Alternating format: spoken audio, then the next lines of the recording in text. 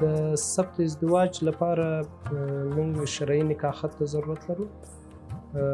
هغه کسان چې نوي واده کوي او غواړي په سیستم کې واده ثبت شي کولی شي شرعي نکاح خط په واسطه باندې ځانونه سیستم کې واده یې ثبت شي. او هغه ماشومان چې نوي دنیا ته راځي د هغوی د ثبتولو خدمتونه لرو.